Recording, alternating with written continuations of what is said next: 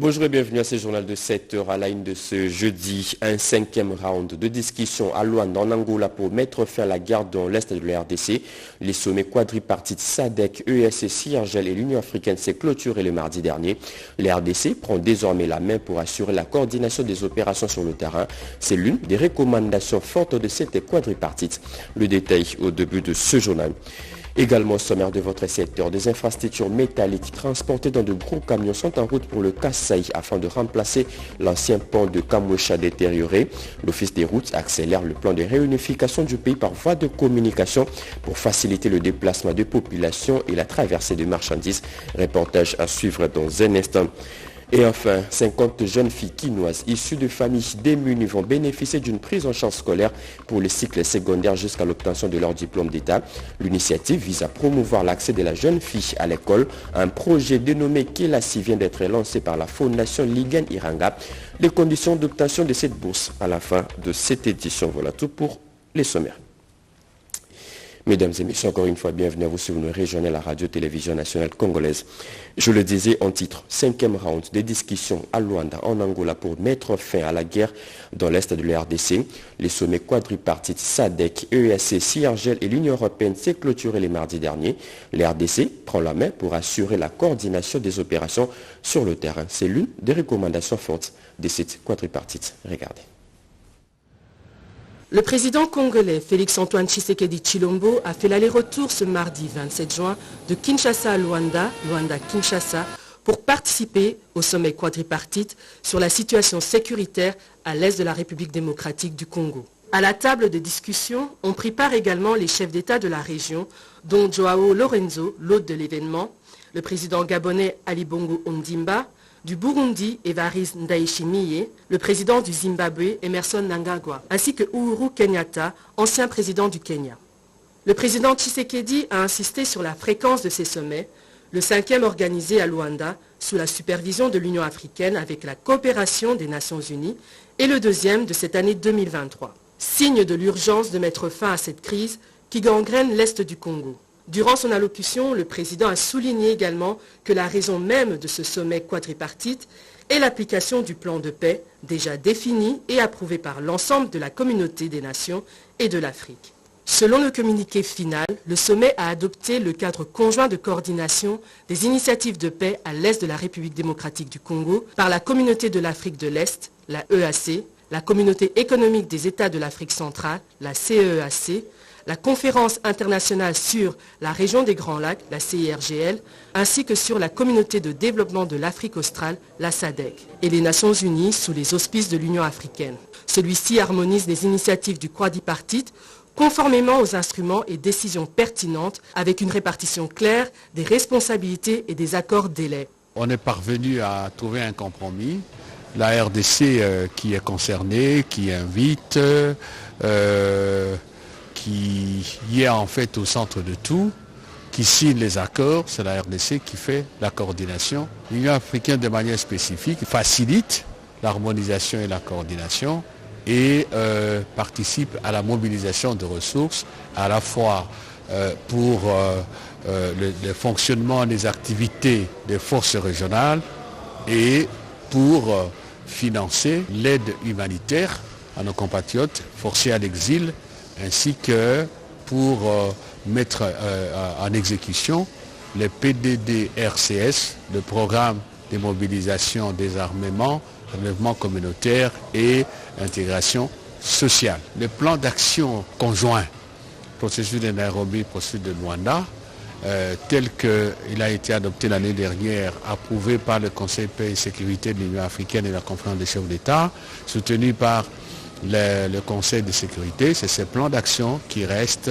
l'instrument, le seul instrument, la seule feuille de route à exécuter. Étant entendu aussi que le leadership de la RDC est accepté par tout le monde et que la RDC doit s'approprier le processus de paix dans notre pays. Un autre point important, la quadripartite réunissant la SADC, la communauté d'Afrique de l'Est, la CEEAC et la CIRGL n'est pas un organe ou un mécanisme nouveau. C'est tout simplement une plateforme de concertation et d'harmonisation pour nous permettre justement de savoir qui fait quoi, qui ne fait pas quoi, de manière à éviter la cacophonie, les télescopages et les doubles emplois inutiles. Il est important que l'opinion sache que le travail qui devait être fait par les experts militaires pour définir le cadre, le statut, pour définir les modalités pratiques de déploiement, notamment l'aire de déploiement et voir aussi d'autres conditions de logistique, ce travail est terminé. Il reste maintenant la réunion des chefs d'état-major, la réunion des ministres de défense et finalement le sommet des chefs d'État. Le financement est garanti par notre pays et ici, la SADC a été représentée d'ailleurs. Ce sommet se tient à la demande de la SADC parce qu'elle tient à venir dans des conditions de clarté. La RDC veut être à la manœuvre des opérations pour la restauration de la paix à la partie orientale de son territoire et laisser la gestion des aspects diplomatiques et politiques à l'Union africaine. Car comme le dit l'adage, aux problèmes africains, des solutions africaines. Rideau hier sur le 3e forum national consacré à la vaccination et à l'éradication de la poliomyélite en RDC. Le participant visait entre autres la multiplication des initiatives visant à élargir le processus de vaccination à travers le pays. La cérémonie de clôture a été présidée par le chef de l'État Félix Antoine Tshisekedi Tshilombo juste après son retour de l'Angola. Plus de précisions dans ce reportage de Blandine Zovo et Coco Molich. En République démocratique du Congo, un enfant sur 5 n'a jamais reçu aucune dose de vaccin et un enfant sur 3 n'a pas suivi son calendrier complet de vaccination alors que le vaccin sauve des vies, surtout celles des enfants. Voilà pourquoi il est important d'investir dans ce domaine. Le 3e Forum national sur la vaccination et l'éradication de la poliomyélite en RDC s'est fixé comme objectif d'atteindre d'ici 2027 au moins 75% de couverture vaccinale complète pour les enfants avant leur premier anniversaire. La disponibilité des vaccins, le financement régulier des activités de vaccination et l'insécurité dans certaines provinces, autant de défis à relever parmi tant d'autres. Devant le chef de l'État, venu personnellement présider la cérémonie de clôture des travaux de ce forum, le ministre de la Santé publique, Hygiène et Prévention, Dr Roger Kamba, évoque la construction de 1000 hôpitaux prévus dans le cadre du programme de développement local des 145 territoires initié par le président de la République qui fera sans nul doute booster le pays vers cet objectif sanitaire majeur. La RDC est passée parmi les pays en tête en Afrique et vous avez été déclaré champion de la vaccination suite à cet engagement qui a fait venir tous les gouverneurs de province lors du premier forum. Et vous avez maintenu cela en dehors de l'épisode Covid où nous n'avons pas organisé lors du 2e et du 3e forum. Aujourd'hui, Monsieur le Président, vous avez décidé, dans le cadre du programme de 145 territoires, de bâtir plusieurs centres de santé et il y en aura avant la fin de l'année 1000 au total. Beaucoup sont déjà livrés. Et c'est autour de ces centres que nous allons bâtir le système de soins de santé primaire. Un honneur pour le garant de la nation qui a inscrit la couverture santé universelle parmi les priorités de ses actions à la tête de la République démocratique du Congo. Estimant que la vaccination est l'un des moyens les plus sûrs et les plus efficaces dans la prévention de la santé des enfants, le président de la République a insisté qu'elle demeure l'une des priorités contraignantes au niveau du gouvernement central et souhaite que cela soit également dupliqué dans toutes les provinces. Je suis heureux de vous dire que le gouvernement a honoré les engagements pris pour l'achat de vaccins chaque année et sera en mesure de le faire cette année aussi.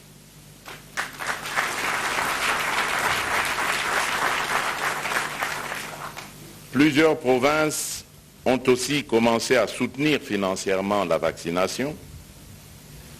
Le programme concentre désormais ses efforts en faveur des enfants les plus vulnérables, les enfants dits zéro dose, qui ne sont à ce jour pas du tout immunisés. Les objectifs que nous visons sont d'autant plus importants au vu des épidémies de rougeole et de polio qui se veulent toujours plus résilientes, en témoigne leur recrudescence ces dernières années dans notre pays. Comme lors des précédentes éditions, ce troisième forum de haut niveau s'inscrit dans le cadre des engagements du gouvernement de la RDC de faire de la vaccination et de l'éradication de la poliomyélite l'une de ses priorités, suivant la vision du président de la République.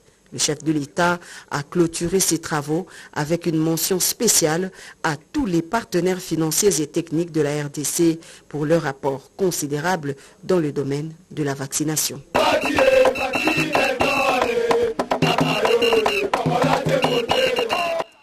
La province du Olomami, parmi les meilleurs élèves dans la couverture vaccinale pour lutter contre la poliomyélite en République démocratique du Congo.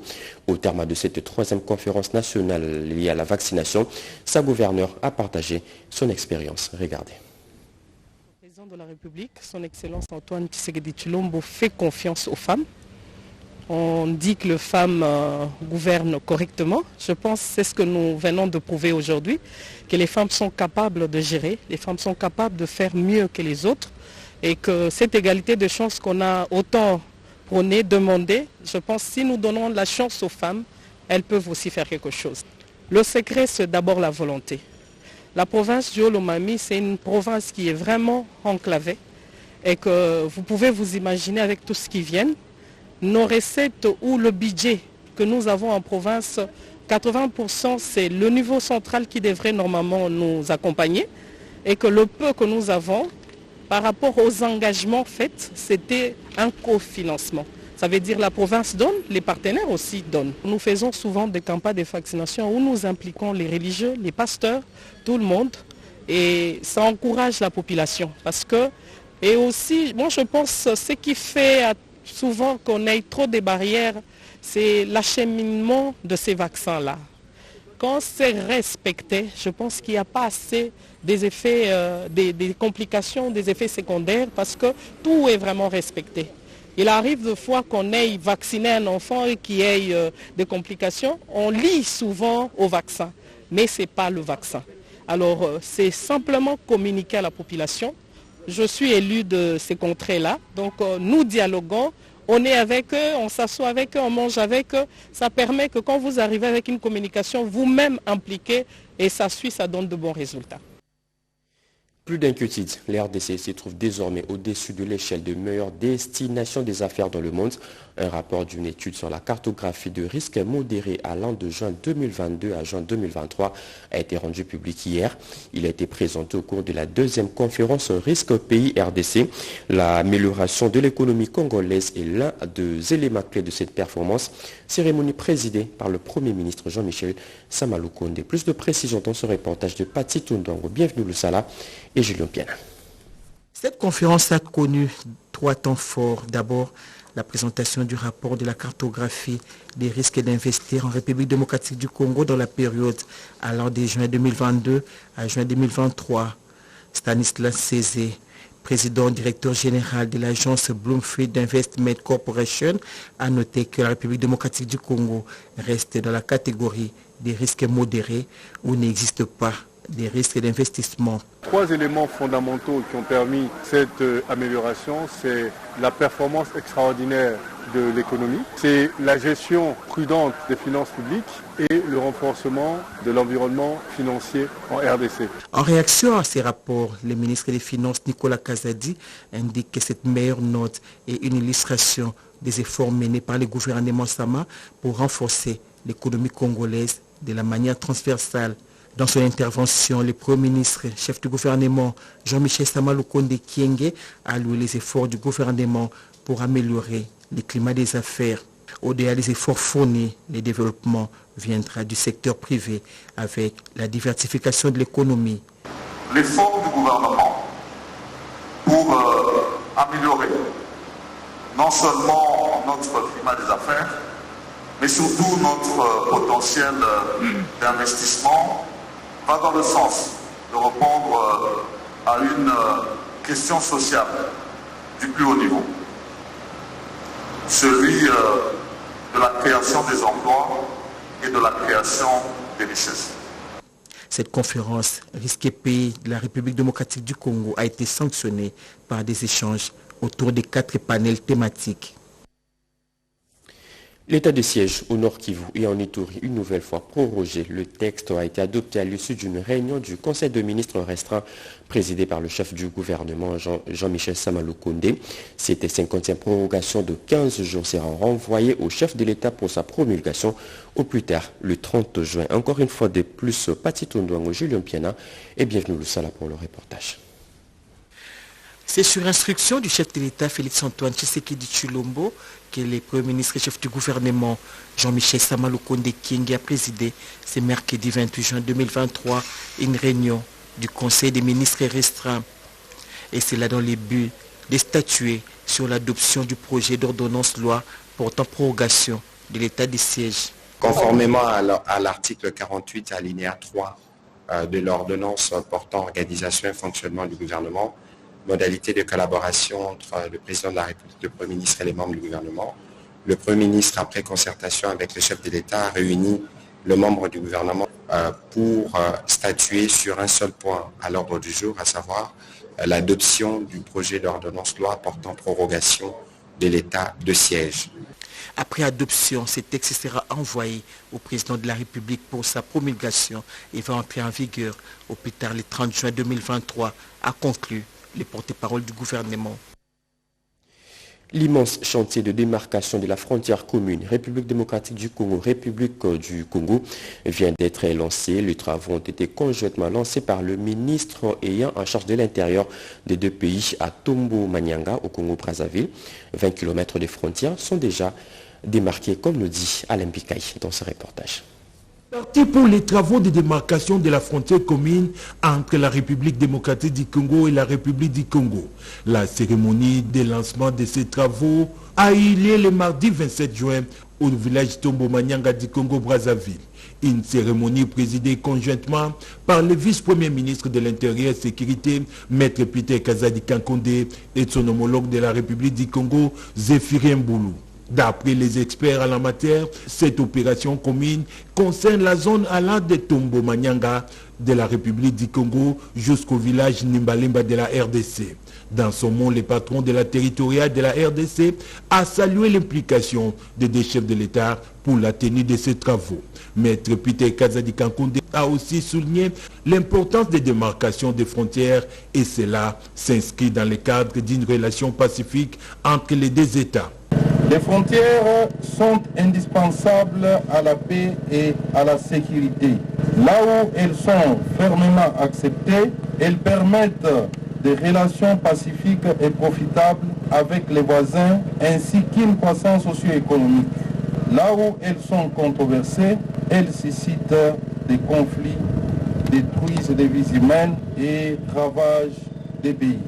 À l'instar de son homologue de Kinshasa, Zéphirin Boulou a expliqué que ces travaux n'ont pas pour objectif d'ériger le mirail pour séparer les populations des deux pays frères. Ici est de signaler que 20 km de frontières ont été déjà démarqués dans le cadre de cette opération grâce à l'appui de l'Union européenne et du gouvernement allemand.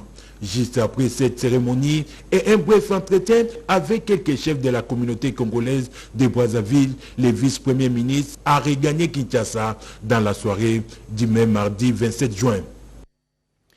3 jours déjà depuis que la CENI a ouvert les portes de ses bureaux de réception et traitement de candidature pour la députation nationale.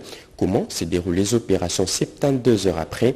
Eh bien, les équipes de la centrale électorale se sont déployées sur toute l'étendue du territoire national pour se rendre compte. Le résumé de quelques provinces avec Teti Samba et Geresto Funche.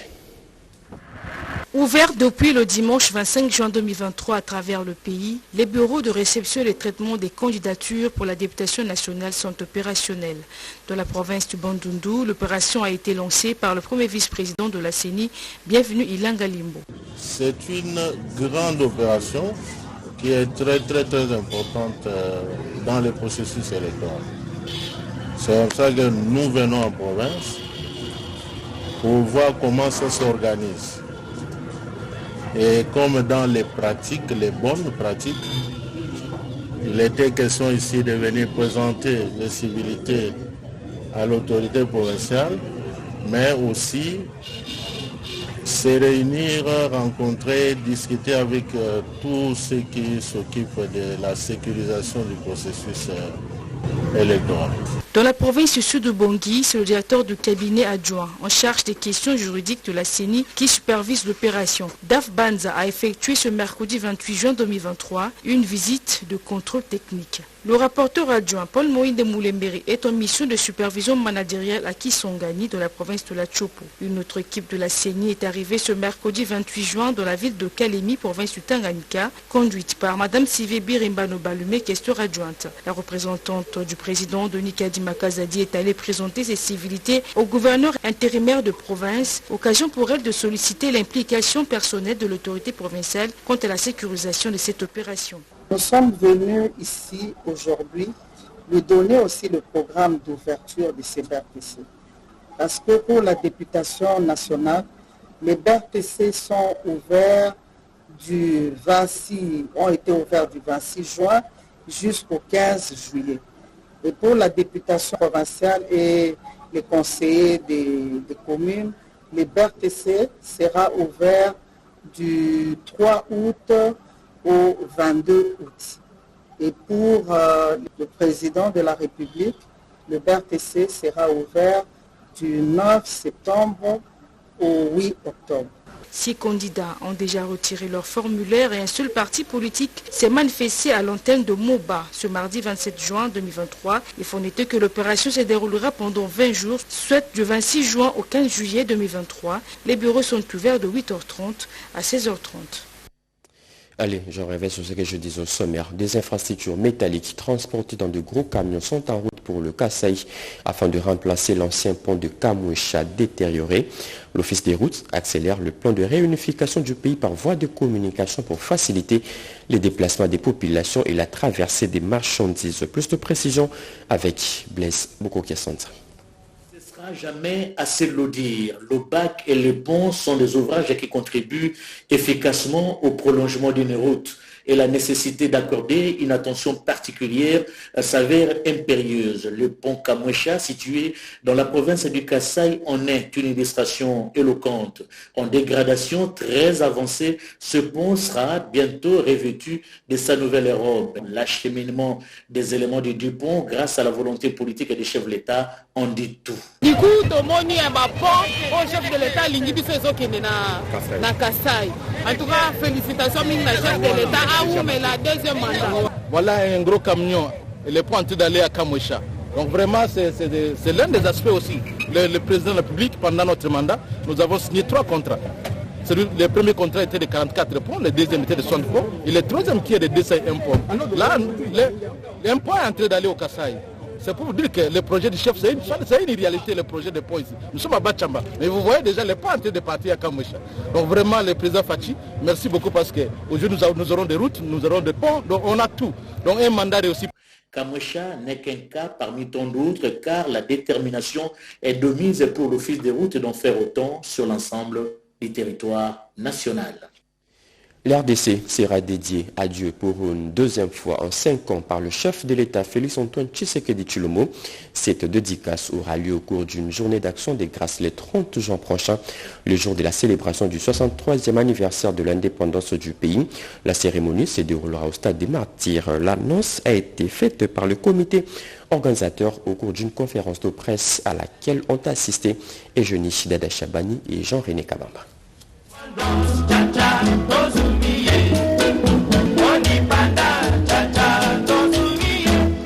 Le 30 juin, jour de l'indépendance du pays, sera marqué cette année 2023 d'un cachet spécial. Le chef de l'État, Félix-Antoine Tshisekedi Tshilombo, va pour la seconde fois dédier la République démocratique du Congo à Dieu. C'est au cours de la journée nationale d'action des grâces au stade des Martyrs. En prélude de la journée, le comité organisateur a tenu une conférence de presse, question d'éclairer l'opinion sur les dispositions prises. C'était en présence du conseiller spécial du chef de l'État en matière de culte, Théo Tshilumba. Pasteur Jacques Kambala Tshilombo, donateur adjoint des CCM, spécifie l'objectif de ces cultes. Ce qu'on a voulu dire à la population, c'est que ce 30 juin, nous nous retrouvons tous au stade des Martyrs dans la prière nationale, où on va prier ensemble avec le chef de l'État pour lui dire merci à Dieu pour toute l'année, tout ce que Dieu a fait depuis 2019, qu'on lui a dédié la nation jusqu'à aujourd'hui.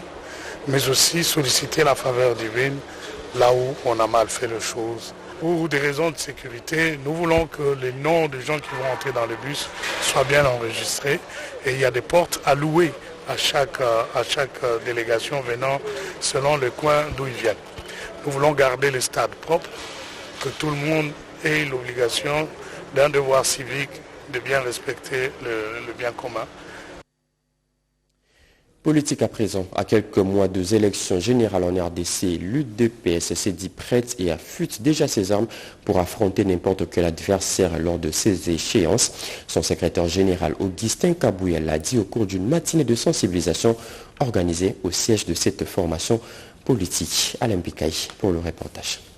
Ont été encore respectés le mardi dernier à l'Union pour la démocratie et le progrès social. Les cadres et combattants ont répondu à l'appel de leur secrétaire général pour une matinée politique convoquée à la veille. En chef des troupes, le numéro 1 du parti présidentiel a galvanisé ses états-majors sur les élections de décembre prochain. Selon Augustin Kabouya, son parti est prêt à aller aux élections et affronter n'importe quel candidat, car le candidat Félix-Antoine Tshisekedi Tshilombo a un bilan à présenter au souverain primaire. Poursuivant, Augustin Kabouya a alerté de la base de son parti sur les stratagèmes mis en place par l'opposition pour qu'on n'aille pas aux élections. Au lieu de se préparer pour aller aux élections, les opposants étaient dans la distraction et les injures contre les chefs de l'État, a-t-il indiqué. Selon lui, ces politiciens en perte de vitesse sont allés engager même les serviteurs de Dieu pour des fins politiques alors qu'on ne joue pas avec ces derniers sous peine d'être maudits jusqu'à la 3e génération. La fuite en avant du leader de la Mouka prouve que les opposants ne sont pas prêts pour aller aux élections, a martelé Augustin Kabouya.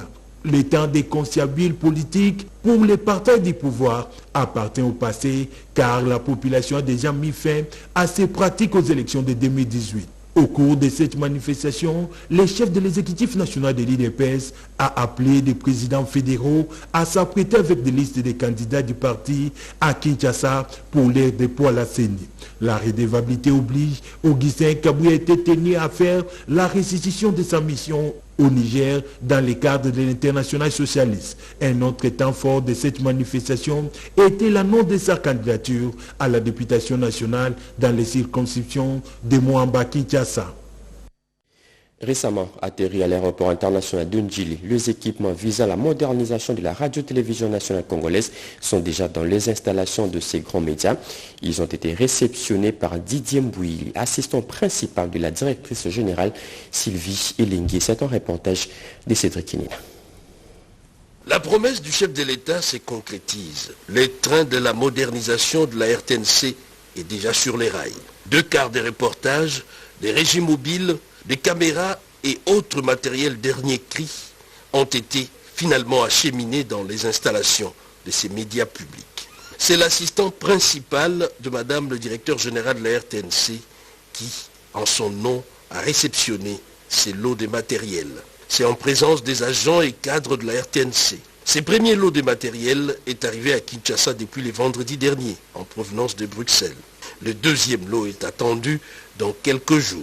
Avec ces gestes, l'approche changement des narratifs prend de plus en plus corps pour tordre finalement le cou aux mauvaises langues. C'est grâce au président de la République qui nous a accompagnés dans ce grand travail de la réforme de la radio-télévision nationale congolaise.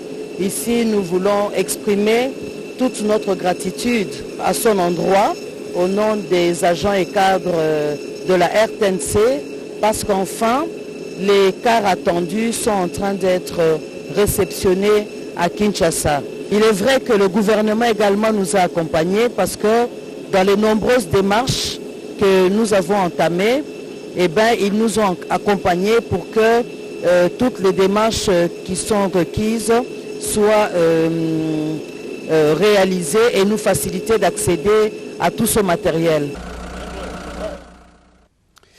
50 jeunes filles quinoises issues de familles démunies vont bénéficier d'une prise en charge scolaire pour leur cycle secondaire jusqu'à l'obtention de leur diplôme d'État. Je le disais également au sommaire, l'initiative vise à promouvoir l'accès de la jeune fille à l'école et pour ce faire, un projet dénommé Kielasi vient d'être lancé par la Fondation Liliane Iranga. Les conditions d'obtention de cette bourse dans ce reportage d'Emamita Bangoulou. En 2018, le projet Kielasi vise le retour de tous les enfants à l'école, spécialement les jeunes filles souvent marginalisées et victimes des mariages forcés ou la débrouillardise au profit des garçons, rien que pour la survie de la famille. Privés d'une formation scolaire, tout cela compromet tout son avenir.